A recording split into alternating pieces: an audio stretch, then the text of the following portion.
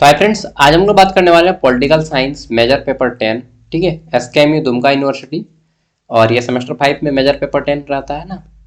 तो इसमें क्या पढ़ना है, देखिए आपने मेजर पेपर 9 में पढ़ा था फॉरेन पॉलिसी मेजर पावर, जिसमें 5 देशों के बारे में पढ़ना था।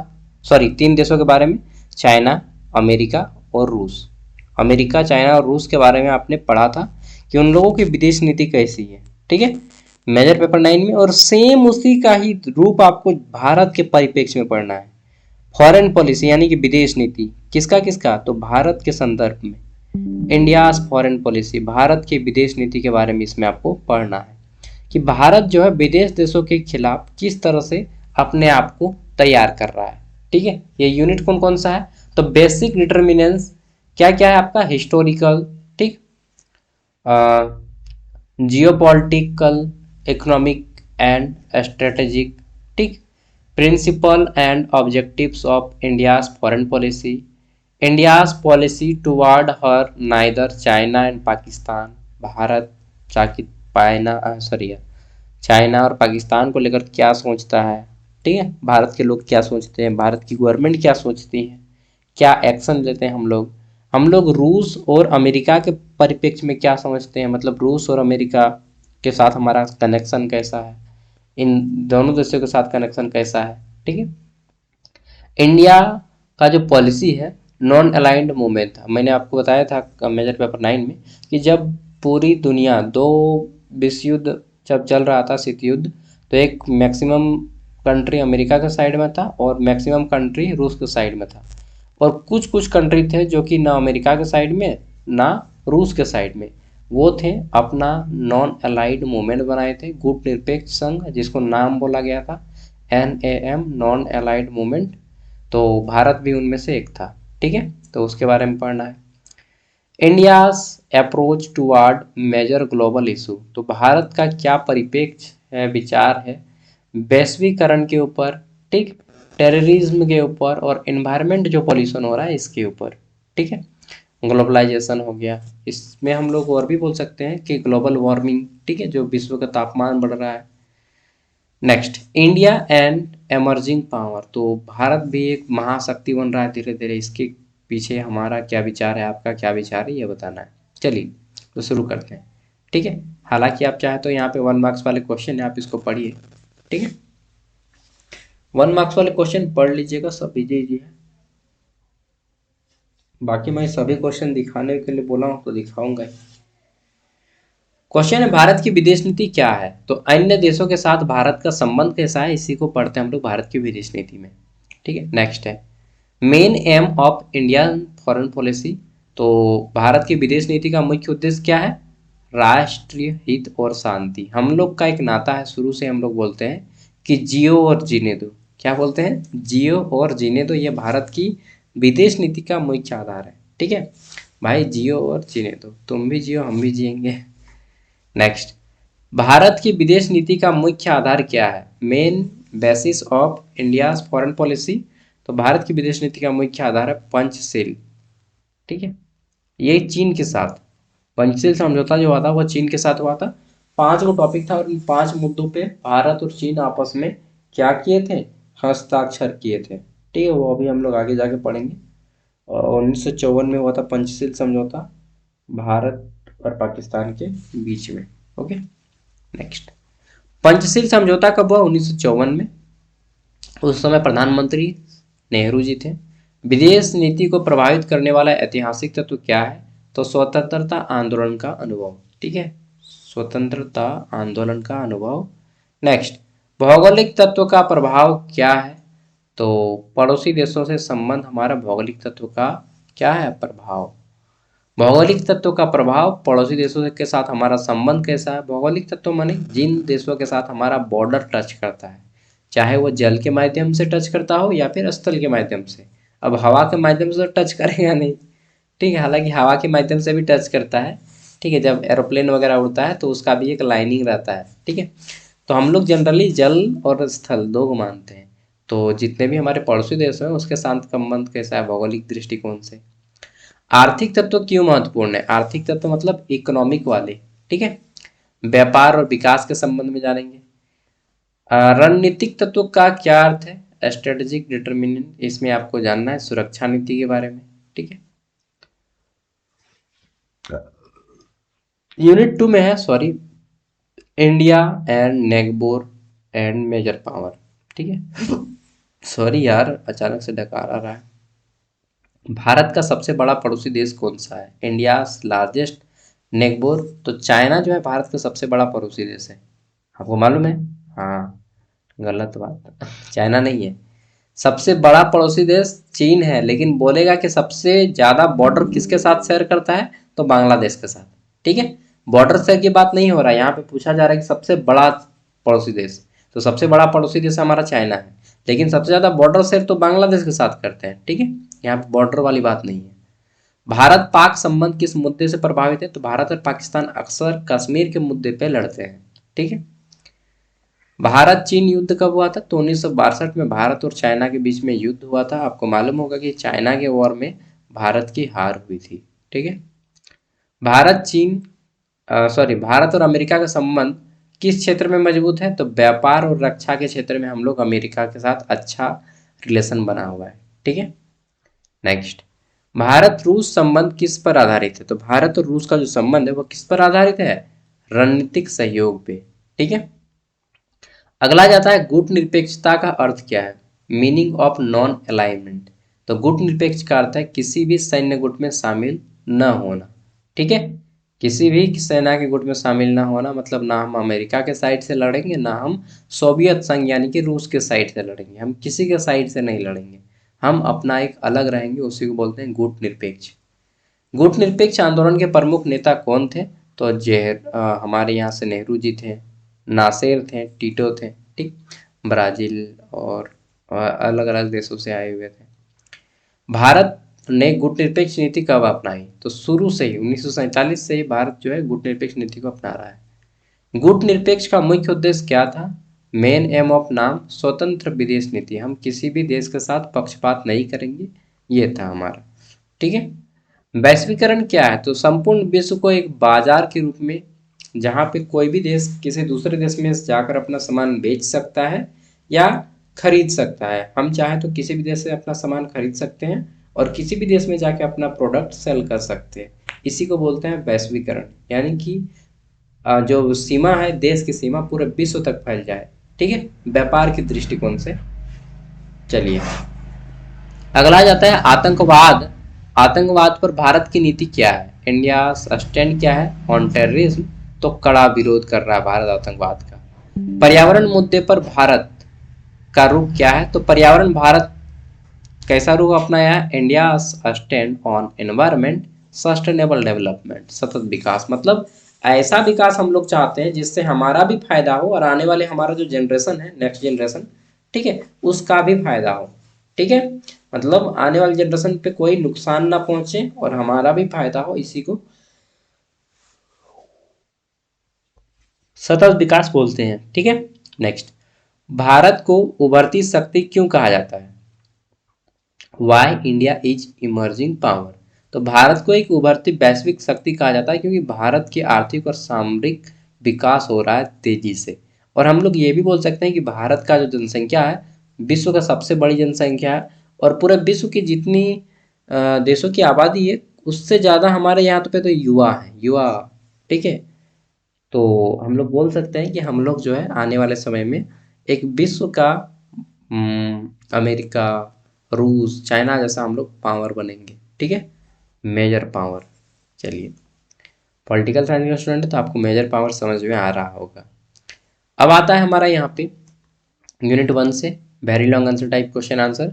आप लोग जो लोग पास नहीं लिए हैं वो लोग नोट डाउन कीजिएगा, और अगर पास लेना है तो आपको वीडियो का डिस्क्रिप्शन में लिंक मिल जाएगा ज्ञान सागर ऐप का, वहाँ से SKMU दुमका का पास ले लीजिएगा। 60 रुपया में 4 साल तक पढ़िएगा। जैसे आप तो सेमेस्टर 5 का मेजर पेपर 9, 10, 11, माइनर पेपर, ये सब नोट्स मिल जाएगा। प्रोजेक्ट का 1-2 वीडियो है और गाइड किया गया है कुछ कुछ चीज़ें, वो भी मिल जाएगा। ठीक है, इसके अलावा क्या होता है मैं बता देता हूँ। आपको सेमेस्टर 6 से सारा पेपर मिलेगा और सेमेस्टर 6 के बाद आप तो निकल जाएंगे, छोड़ दीजिएगा ग्रेजुएशन कंप्लीट। बहुत से बच्चा सेमेस्टर 7 करेगा, बहुत से बच्चा छोड़ देगा। तो सेमेस्टर 6 में अगर आप निकलना चाहते हो तो निकल सकते हैं, आपको पूरा ग्रेजुएशन का वैल्यू दिया जाएगा। हर एक गवर्नमेंट जॉब में आप अप्लाई कर सकते हैं, ठीक है, 3 साल में ही। सेमेस्टर 7 में केवल वही लोग जाएंगे जो 75% से ज़्यादा स्कोर करेंगे सेमेस्टर 6 तक। मतलब सेमेस्टर 1 से 6 तक जोड़िएगा, अगर आपका 75% से ज़्यादा होता है मार्क्स, तभी आप सेमेस्टर 7 में जाएंगे, अदरवाइज आप सेमेस्टर 6 में ही निकल जाएंगे, ठीक है। तो हर बच्चा लगभग 95% बच्चा सेमेस्टर 6 में निकल जाएगा, ठीक है। तो निकल जाएंगे, उसके बाद पास क्या करेंगे, तो पास आप अपने दूसरे किसी को दे दीजिएगा, उसका काम आ जाएगा। सिर्फ 60 रुपया में 4 साल तक। चलिए, फिर भी नहीं खरीदना है कमाने तो कोई बात नहीं, यहाँ से आप क्वेश्चन देख लीजिए। तो क्वेश्चन क्या है हमारा, भारत की विदेश नीति के ऐतिहासिक, भू राजनीतिक, आर्थिक एवं राजनीतिक निर्धारक जो भी हैं उनका विश्लेषण करना है, ठीक है। Analysis the historical, geographical, economic and strategic determinants of India's foreign policy. तो सबसे पहले तो भारत के पड़ोसी देश कौन कौन से हैं, ये नाम आपको याद होने चाहिए, ठीक है। कौन कौन है, चलिए सबसे पहला, हाँ चाइना, चाहे बांग्लादेशी लेते हैं, बांग्लादेश, चाइना, ठीक। उसके बाद बताइए पाकिस्तान, ठीक, म्यांमार, ठीक है, भूटान, ठीक है, नेपाल, और बताइए, भूटान नेपाल हो गया, और कोई नहीं है, हाँ कई गो हुआ, 6 गो हुआ, अफगानिस्तान एगो, 7 गो हो गया, 7 गो स्थल सीमा यानी कि जमीन से टच करता है 7 गो, और 2 गो जल सीमा से, जल से कौन कौन टच करता है भैया, तो एगो श्रीलंका और एगो मालदीव, टोटल 2 गो जल से और 7 गो स्थल से, टोटल 9 गो भारत का पड़ोसी देश है, ठीक है। चलिए, बाकी ये सब पढ़ना है आपको, क्लास ये सब पढ़ लेना है आपको क्लास डिटेल में। आज मैं थक गया हूँ यार बहुत ज़्यादा, फिर भी चलिए रिलैक्स होके लेता हूँ थोड़ा सा। देखिए, भारत के जितने भी पड़ोसी देश हैं इन सभी के साथ भारत का संबंध कैसा है, तो देखिए भारत शुरू से ही बोलता है कि भाई तुम भी जियो और मुझे भी जीने दो। भारत की विदेश नीति एक कारण का परिणाम नहीं है, बल्कि हम लोग अनेक ऐतिहासिक कारण है, इतिहास से हम लोग का चलते आ रहा है, भौगोलिक कंडीशन भी हमारा मायने रखता है, आर्थिक कंडीशन भी मायने रखता है, और सुरक्षा भी मायने रखता है। इन सभी को ध्यान में रखते हुए हम लोग डिसाइड करते हैं कि किसी देश के साथ संबंध कैसा रखना है। स्वतंत्रता प्राप्ति के बाद, ठीक है, जब हम लोग 1947 स्वतंत्र हो गए तो भारत ने औपनिवेशिक अनुभव से यह सीखा, औपनिवेशिक मतलब अंग्रेजों के अनुभव से हम लोगों ने सीखा कि विदेश शक्ति पर अत्यधिक निर्भरता राष्ट्रहित के हानिकारक है। मतलब कि हमें अपने ही बल पे विश्वास करना चाहिए, किसी दूसरे देश के ताकत पे विश्वास नहीं बोलेंगे कि अरे भाई वो हमारा साथ में है, अरे भाई जब मुसीबत पड़ेगा ना तो कोई देश साथ नहीं देगा, आपको अपने ही देश के ताकत पे विश्वास करना होगा, ठीक है। तो स्वतंत्रता आंदोलन की विरासत ने भारत को शांति, सह अस्तित्व, स्वतंत्र नीति अपनाने की प्रेरणा दी।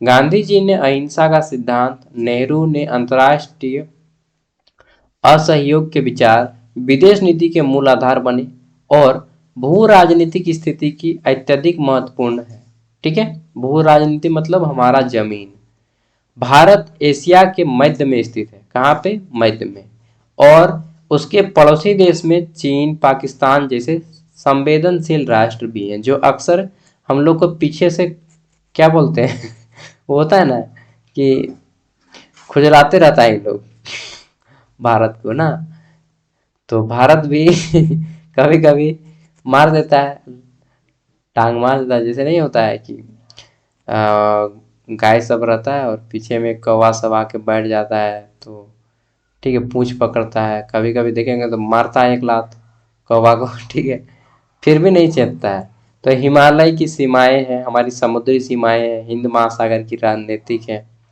स्थिति भारत की सुरक्षा केंद्रित नीति अपनाने के लिए प्रेरित करती है। इसी कारण भारत जो है क्षेत्रीय स्थिरता और पड़ोसी देशों के साथ संतुलित संबंध बनाए रखने का प्रयास करता है।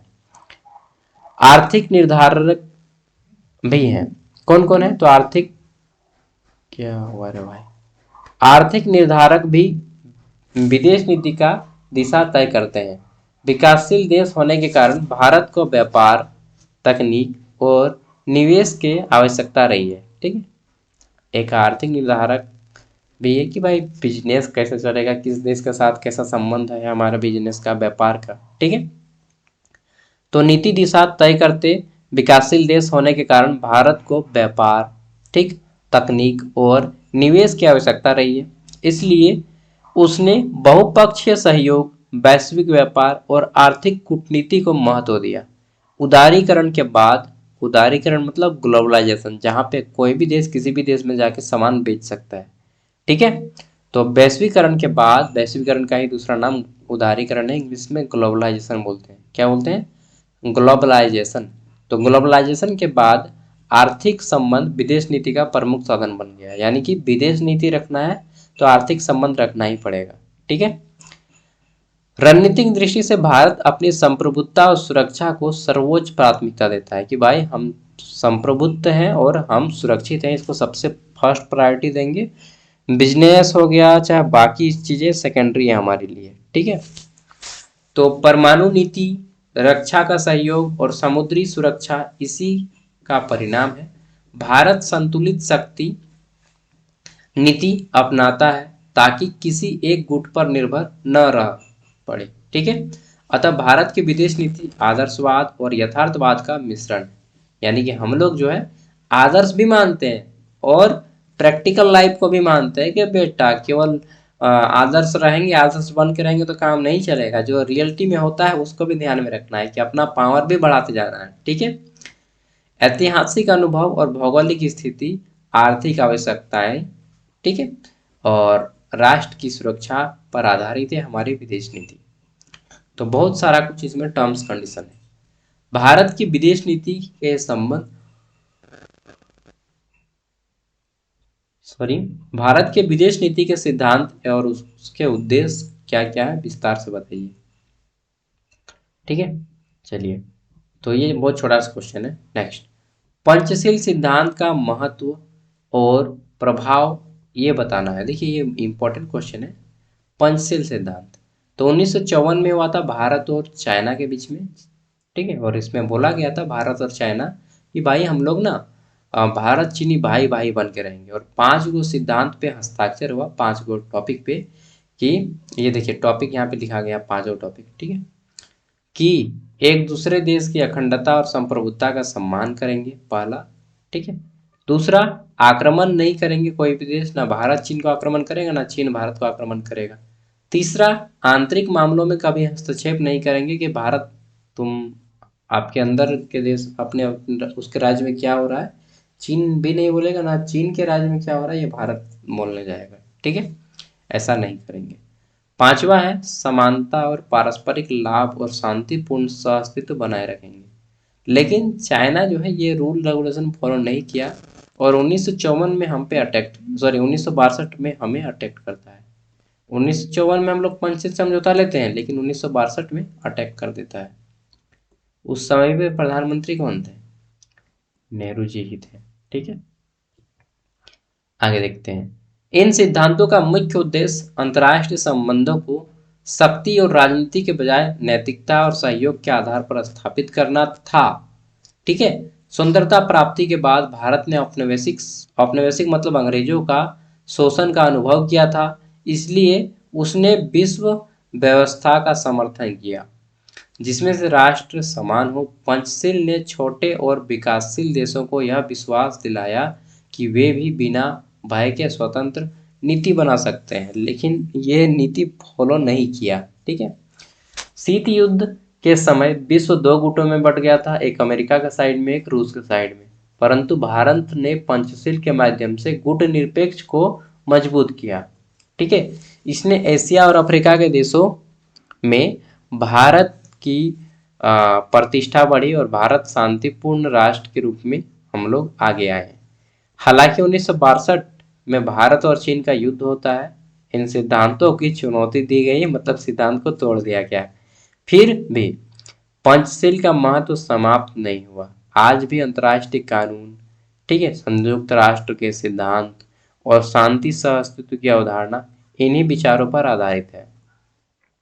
अतः पंचशील केवल एक समझौता नहीं बल्कि भारत की विदेश नीति की वैचारिक पहचान है, जिसमें विश्व राजनीति में नैतिक दृष्टिकोण मजबूत किया है। ओके, भारत की विदेश नीति में राष्ट्र हित की भूमिका का विश्लेषण करना है, और ये टॉपिक आपको मेजर पेपर 9 की तरह ही लिखना है, एकदम टेंशन फ्री रहिए। आपने आधा टॉपिक पढ़ लिया है मेजर पेपर 9 में ही, ठीक है। इसमें थोड़ा सा पढ़िएगा, खत्म। चाइना के बारे में पढ़े ही आपने, ठीक है। तो चाइना के बारे में बताना कि भारत और चीन की विदेश नीति कैसा है, ठीक है। भारत के प्रति चीन सॉरी चीन के प्रति भारत की विदेश नीति कैसी है।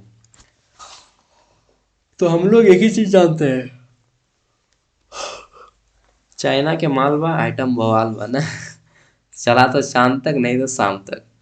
लेकिन जब भी बोलिए चाइना का सामान चलता है भाई। रेडमी का हो गया, मोबाइल देख लीजिए ना, रेडमी रियलमी सब चाइना का सामान है, चलता है, अच्छा खासा चलता है। तो शाम तक ही चलता है, चांद तक नहीं, चांद तक चलता है भाई, शाम तक नहीं चलता है, ठीक है। रेडमी का मोबाइल अच्छा खासा चलता है। चलिए, पाकिस्तान के प्रति भारत की विदेश नीति का वर्णन कीजिए। देखिए, पहला कौन देश है, चाइना, दूसरा क्या है, पाकिस्तान। ये दो को देश आपको पढ़ना ही है। तीसरा है अमेरिका, ठीक। अमेरिका के बारे में पढ़ना है कि अमेरिका और भारत का संबंध कैसा है। चौथा देश है रूस। ये सब आपने पढ़ा है, अमेरिका के बारे में भी पढ़ा है मेजर 9 में, ठीक। रूस के बारे में भी पढ़ा है और चाइना के बारे में भी पढ़ा है। यहाँ पे एक्स्ट्रा पढ़ना पड़ेगा आपको पाकिस्तान के बारे में, ठीक है।